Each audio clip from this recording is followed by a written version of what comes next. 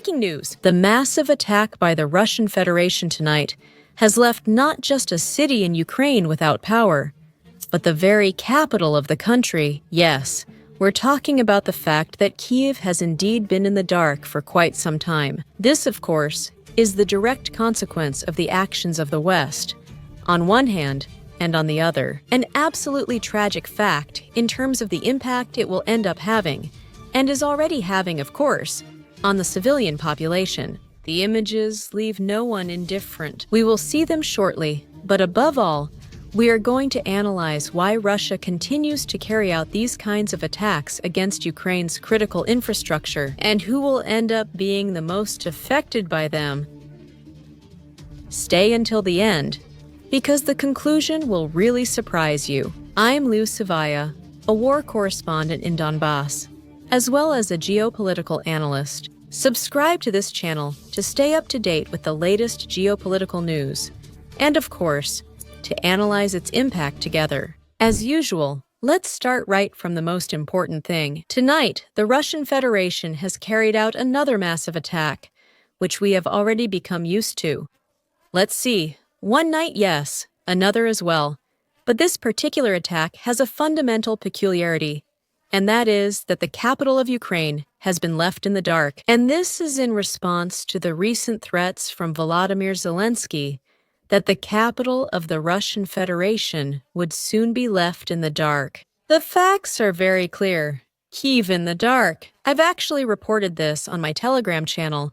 Subscribe if you want to stay up to date with the latest news on my Telegram. It appears earlier than these reports indicate. Tonight, there was a massive attack on Ukrainian energy infrastructure. Numerous explosions were heard in the area of the thermal power plant. 6 in the Dizhnyansky district of Kyiv, one of the most powerful in the Ukrainian capital.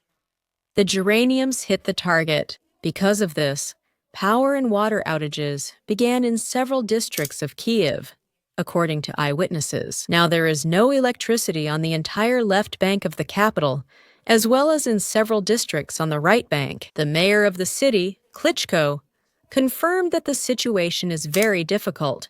In addition, after the missile attacks, problems with lighting also arose.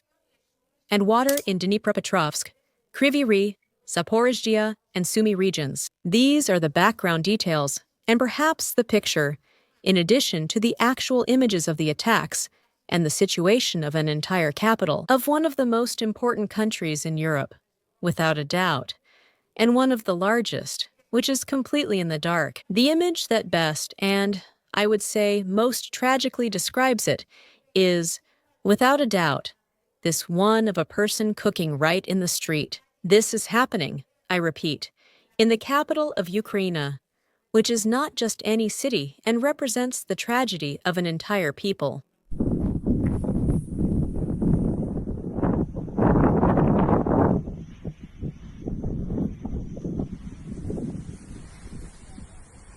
Because obviously, these attacks by the Russian Federation are an absolute tragedy on a human level, but from a geopolitical perspective, they are also absolutely inevitable. And that's because they represent the response to the constant actions of massive escalation of tension by the West. And if you don't believe me, 2 reasons for that. Some of the most recent ones, actually, not even the main ones. First of all, we have Volodymyr Zelensky. Recently, just a few weeks ago, he was talking about a blackout in the capital of the Russian Federation, that is, in Moscow. Within these statements, we could actually frame Ukraine's very belligerent attitude toward Russia in global terms. On the other hand, in even more recent news, the European Union is urging its members to shoot down aircraft from the Russian Federation. I analyzed this in yesterday's live stream, and in fact, there's a special video prepared for the occasion, and about the topic on my other channel, where I invite you to follow me. And there you'll find it as the latest one. And if that's not enough for you, here's another reason, the third one, and with an asterisk. The delivery of the Tomahawks, which is being discussed so much right now, and will allow Ukraine to strike no more and no less than 2,500 kilometers inside the Russian Federation. This topic, which is also quite something, I've also analyzed on this channel, and you can find the video among the most recent ones. We're just talking about the events of the last 2 weeks, right? I mean, reasons to feel attacked? Russia, objectively, has plenty, of course, contrary to what they will most likely try to sell over and over again in the Western media. These attacks by the Russian Federation against Ukraine's absolutely critical negative infrastructure are by no means directed against the Ukrainian civilian population. That is, they do harm the civilian population as collateral damage, but in reality, they respond to two main reasons. The second one will probably surprise you much more than the first, but the first one is undoubtedly the most obvious, especially when speaking in military terms. Yes, when we are talking about attacking critical infrastructure, we necessarily have to say that what Russia wants is to destroy and at the same time weaken, in order to effectively end up destroying the Ukrainian army. And yes, it might seem that the Ukrainian army is not exactly close to the energy sources in the city of Kyiv, for example, but really, by attacking the energy infrastructure, Russia is doing three things at the same time. On one hand, it is weakening production in Ukraine, production that, among other things, of course, is of a military nature. Secondly, what these attacks weaken is directly the rear guard, which in the vast majority of cases is precisely what gives it life, what prolongs its life. In fact, I would say to you, for any army, without the rear guard, everything else is absolutely impossible. Thirdly, these attacks will undoubtedly weaken the morale of both the Ukrainian troops and the civilian society. In that sense, we're mainly talking about this second part of the rear guard. That is, as you can see, the three issues are closely related to each other. But that's not all. I mean, destroying the Ukrainian army is one of the main objectives of the special military operation.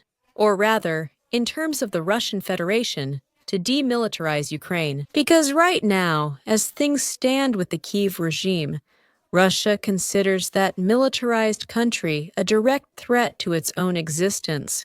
But the second reason is even deeper, and I would say that in the long run, it's much more important. And to get to this second reason, I'm going to ask you a few very interesting questions. First of all, once Ukraine's critical infrastructure suffers even more, which is actually already happening on the ground, what exactly is it going to do? Vladimir Zelensky? No, it's not that I was left speechless. It's that I was waiting for your answer. And I imagine you've already guessed it. That's what he's so used to, and what I would say he does best. To reach out, that is, to ask for more investment, or, in much simpler terms, more money. And the hero in question, Volodymyr Zelensky, is going to ask exactly whom for it? The United States, which seems to be distancing itself more and more from the Ukrainian issue. Is he just using it for money? Maybe someone else is involved? Yes, I see you're starting to remember the old European Union again.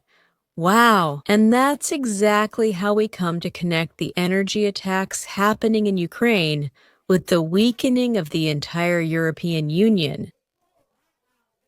As you can see, it seems to be extremely far from this point. And actually, these attacks, the Russian Federation isn't just carrying them out to achieve its direct objectives, that is, the military goals it has set for itself, but also to respond, it might seem at first glance, to the statements made by Zelensky. But I would say it's almost even more than that, to the absolutely warmongering, hostile, and aggressive actions by the collective West, and in this very particular case, mainly by the Union.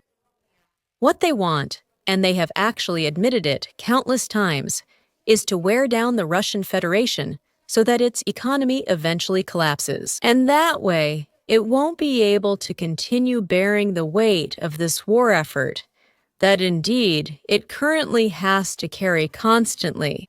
Well, Vladimir Putin, basically, with these attacks, is responding to the European Union in kind. In other words, launching major attacks on Ukraine's energy infrastructure. Russia, of course, continues with the slow pace of the war. And yes, it also wears down, speaking in very simple terms, but yes, its own economy as well. But in return, what it gets is that the European Union is also forced to wear down its own economy. And in fact, it does so more and more, having, look at that, less and less capacity to do so.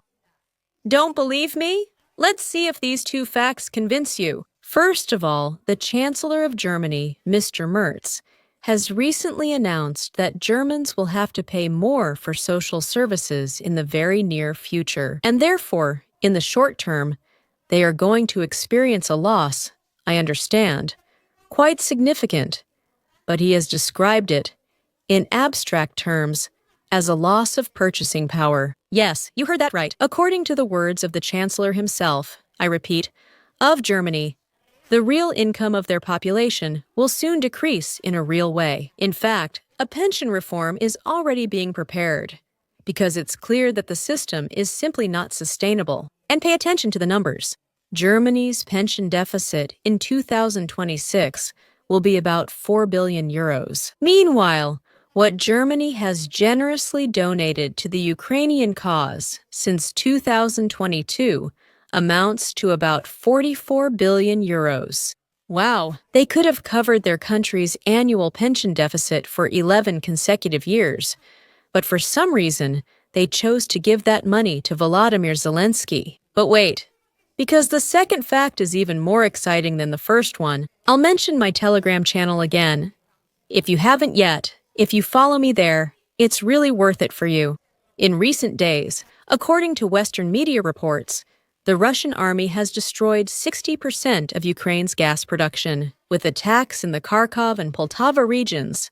Reports Bloomberg citing sources. This will likely force Kyiv to spend 1.9 billion euros on importing 4.4 billion cubic meters of fuel by the end of March. This is about 20% of the annual consumption. After these attacks, Ukraine asked its partners to urgently provide equipment for repairing the energy system, additional air defense systems, help paying for gas. According to sources, the cost of emergency repairs to the power system is estimated at about 758 million euros.